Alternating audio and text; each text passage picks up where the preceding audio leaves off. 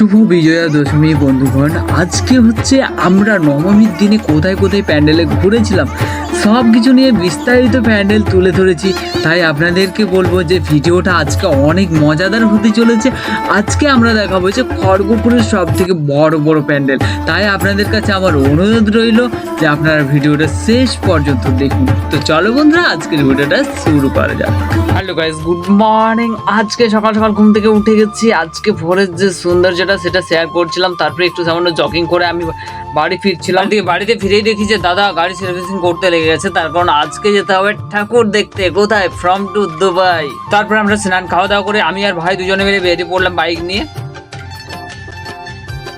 আর দিকে আমাদের গ্রামের যে মুকুটুন আছে, হয়তো তারা কিন্তু আমাদেরকে ঘিরে ফেলেছে। তারা আমাদেরকে বলতে টাকা না দিলে ছাড়া যাবে না। তো যাই হোক, মোটামুটি আমরা টাকা দিয়ে দিলাম। তাদের যে একটু সামান্য নাচ ছিল সেটা আপনাদের সামনে একটু সামান্য তুলে ধরার চেষ্টা করলাম। তারপরে আমরা ওখান থেকে বেরিয়ে গেলাম।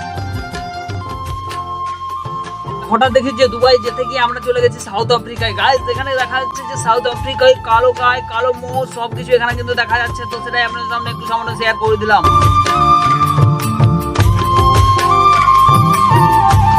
বন্ধুরা, আমরা যেটা বললাম সাউথ আফ্রিকা, ওটা সাউথ আফ্রিকা নয়, এটা হচ্ছে আমাদের শালবনী ফার্ম। তো ফার্মের মধ্যে যে গরুগুলো থাকে সেই গরুগুলো আপনাদের সামনে একটু সামান্য দেখানোর চেষ্টা করছিলাম। আর ওটা হচ্ছিল শালবনীর ফার্মের সামনে যে একটু মাঠ ছিল, ফাঁকা জায়গা ছিল। তো সেই জায়গাতে অনেক গরু চড়ছিল, কারা চড়ছিল। তো সেইগুলো একটু সামান্য আপনাদের সামনে তুলে ধরার চেষ্টা করছিলাম। তারপরে শালবনী পৌঁছে আরেকটা বন্ধু আমাদের জন্য ওয়েট করছিল। তো তাকে আমরা পিক আপ করে নিয়ে আমরা চলে গেলাম ঠাকুর মণ্ডপের দিকে। আর এখন রাস্তায় যেতে যেতে পেয়ে যায় যে আদিবাসীরা যারা মহিলা নৃত্য করে, ভুঙ্কুটু নৃত্য যা হোক কিছু, আমি ঠিকঠাক হয়তো জানি না। তো তাদেরকে দেখছিলাম যে দুটো ঘটি মাথায় নিয়ে কিন্তু তারা যাচ্ছিল। তো সেইগুলো একটু সামনে আপনাদের সামনে দেখা দেওয়ার চেষ্টা করলাম। তারপরে আমার শহরে যেতে যেতে অনেক খিদে পেয়ে যায়। তো তারপরে আমরা চলে গেলাম নিরামিষ হোটেলে। আর এখানে নিরামিষ হোটেলে ঢুকেই দেখি যে প্রচুর ভিড়। সবকিছু ভিড় সামলে নিয়ে আমি বসে গেলাম একটা চেয়ারে। তারপরে আমাদেরকে খাওয়া দেওয়া হলো। খাওয়ারে আমার থাকছে শুধুমাত্র আলু পোস্ত আর ডাল, আর সাথে থাকছে ঘি, আলু ভাজা থাকছে, পাঁপড় থাকছে আর চাটনি থাকছে। তো যাই হোক, মোটামুটি এইগুলো আমরা খাবারটা খেয়ে নিলাম।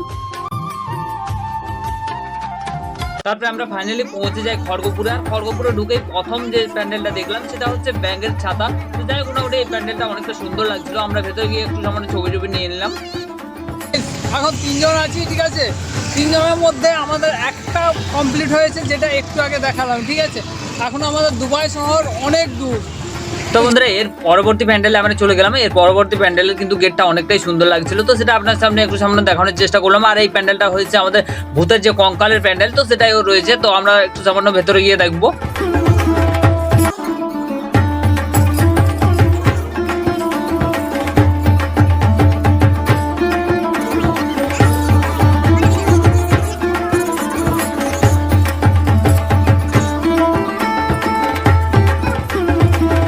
বন্ধুরা, আমরা ভূতের প্যান্ডেল দেখার পরে চলে আসলাম আমরা রাস্তাতে। আমরা যাচ্ছি দুবাই শহরের দিকে। আর দুবাই শহর যাওয়ার আগেই আমাদের মাঝপথে যে ঝড় বৃষ্টি সৃষ্টি হয়েছে সেটা কখন থামবে আমি ঠিকঠাক বলতে পারছি না।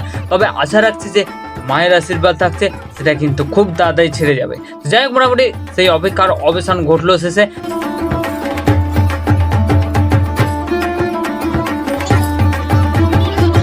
বন্ধুরা, আমাদের এই জায়গাতে ঠাকুর দেখার পরেই মায়ের প্রসাদ বিতরণ করছিল, সেইখানে আমরা চলে গেলাম। তো সেইখানে গিয়ে আমরা মায়ের যে অন্নভোগ, সেই অন্নভোগ গ্রহণ করলাম, আমরা সেবা করে নিলাম। তো তারপরে আমরা ওখান থেকে বেরিয়ে পড়লাম নতুন একটা প্যান্ডেলের উদ্দেশ্যে। আর এই প্যান্ডেলে তুলে ধরা হয়েছে মাটির ভাঁড় দিয়ে কি সুন্দর লাইট খেলানো প্যান্ডেল।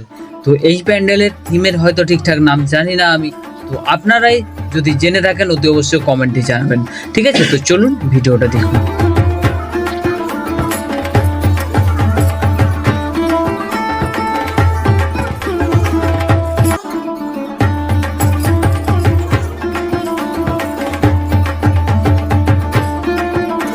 আর এখন আমরা রওনা দিলাম খড়গপুরের রামবাবুর প্যান্ডেল দেখার উদ্দেশ্যে। লাইট গেটেও কিন্তু অনেকটা নকশা দেওয়া আছে।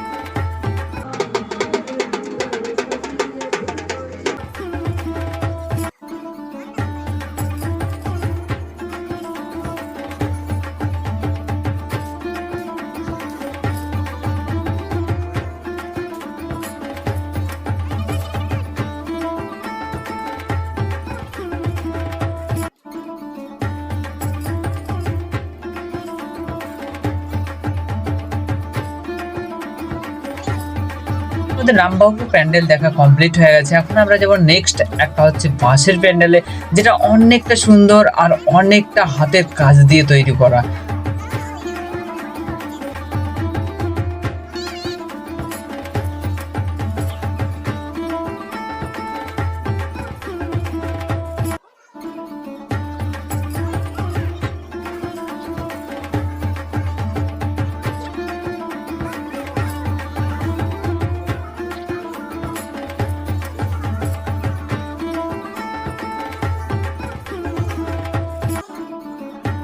বন্ধুরা আমরা অবশেষেই রওনা হলাম ফাইনালি দুবাই যাওয়ার উদ্দেশ্যে। দুবাই যাওয়ার রোড আমরা ধরে নিলাম, কিন্তু আমাদের দুবাই যেতে অনেকটা দেরি হয়ে গেল। তার কারণ আমরা বেরিয়েছিলাম দুপুর 2টোর সময়, আর এখন আমরা পৌঁছেছি প্রায় 5টা থেকে 6টার সময়। কিন্তু এটাকে খারাপ সময় বলা যাবে না, কারণ এই সময়টাতেই দুবাই শহরের যে ভিউটা সেটা লাইটের সাথে সুন্দরভাবে ফুটে উঠেছে, এটা শোনা গেল। তো তারপরে আমরা চলে গেলাম দুবাই শহরের দিকে। দেখুন ভিডিওটা। বন্ধুরা হয়তোবা আমরা অরিজিনালি দুবাই শহরে যেতে পারলাম না, কিন্তু আমরা যেখানে গিয়েছিলাম সেখানের যে ভিউটা অসাধারণ ছিল। কিন্তু ভিউ দেখতে গেলে হবে না, তার সাথে ভিড়টাও কিন্তু অসাধারণ ছিল। যেখানে গাড়ি ঘোড়া চারিদিকে লাইন, মোটরসাইকেল, সাইকেল, কোনো দিকে যাওয়ার কোনো রকম জায়গা ছিল না। যার জন্য এতক্ষণ অপেক্ষা করেছিলাম, সেই জায়গায় ফাইনালি আমরা পৌঁছে গেছি। দেখা যাক আরও কত কি ভিড়। যতটা ভিড় আপনাদেরকে দেখানো হয়েছে, আমরা যতটা পর্যন্ত বাইকে এসেছিলাম ততটা পর্যন্ত আপনাদেরকে দেখিয়েছি বাইকে কতটা ভিড় ছিল। হেঁটে যাচ্ছি, সেটা হেঁটে যাচ্ছি। এখানে কিন্তু বাইক নিয়ে কাউকে ঢুকতে দিচ্ছে না, যদিও আসছে ওই পাশ থেকে, তো কী কারণে আসছে আমরা জানি না। তো যাই হোক, মোটামুটি এখন চলো একেবারে প্যান্ডেলের মেন জায়গায় যাই। তার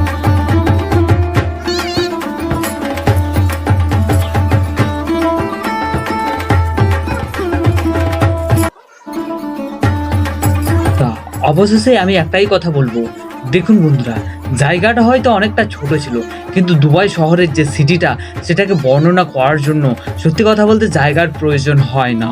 যা শুধুমাত্র প্রয়োজন হয় একটা সুন্দর মাইন্ডের, একটা সুন্দর বুদ্ধির। এরই সাথে কিন্তু গড়ে উঠেছে আমাদের এখানে দুবাই শহর। শেষ পর্যন্ত আমরা 3 বন্ধু এসেছিলাম, 3 বন্ধু মিলে একটু সেলফি নিয়ে নিলাম। তারপরে মনে হলো যে দুবাই শহরের ভেতরটা, অর্থাৎ প্যান্ডেলের ভেতরে প্রতিমা সব কিছু দর্শন করব।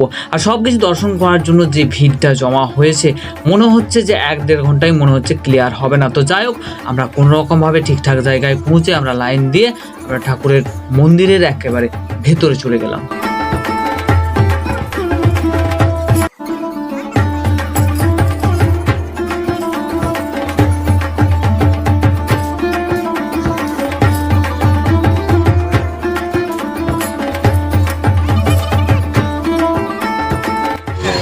তো সো গাইস, আজকে আমাদের এই পর্যন্ত। তো বন্ধুরা, তারপরে আমরা 3 বন্ধুরা মিলে বাইকে চড়ে চলে আসলাম বাড়ি। কারণ বাড়ি আমাদের অনেক দূর। আসার সময় মনে হয়েছিল দুবাই সিটিটা যেখানে বানানো হয়েছে সেটা অনেক দূর, কিন্তু এখন বাড়ি যাওয়ার সময় অন্ধকারে মনে হচ্ছে এখন বাড়ি অনেক দূর। তো যাই হোক বন্ধুরা, এরই সাথে সাথে আজকের ভিডিওটা আমরা এখানেই শেষ করব। জানি না আপনাদের ভিডিওটা কেমন লাগবে। যদি ভিডিও ভালো লেগে থাকে অতি অবশ্যই ভিডিওতে একটা লাইক করে যাবেন। আর হ্যাঁ, চ্যানেলে নতুন হয়ে থাকলে অতি অবশ্যই চ্যানেলটিকে সাবস্ক্রাইব করে যাবেন। আর হ্যাঁ, ভিডিওর আপনারা যে দেখলেন, ভিডিওর কোন পার্টটা বা কোন পুজোর মণ্ডপটা সব থেকে আপনাদের বেস্ট বা সব থেকে ভালো লেগেছে সেটা অবশ্যই কমেন্ট করে জানাবেন। আর হ্যাঁ, আসার সময় বিরিয়ানি খাবো না এটা তো হতে পারে না, তো তাই আমরা 3 বন্ধুরা মিলে শুরু করে দিলাম বিরিয়ানি খাওয়া। তো যাই হোক, মোটামুটি আমরা আজকের ব্লগটা এখানেই শেষ করছি। আপনাদের যদি ভিডিও ভালো লেগে থাকে অতি অবশ্যই ভিডিওতে একটা লাইক দিয়ে যাবেন। তো চলো বন্ধুরা, আজকের মতো টাটা, দেখা হচ্ছে নেক্সট কোনো ভিডিওতে। ততক্ষণের জন্য আপনারা সবাই ভালো থাকবেন।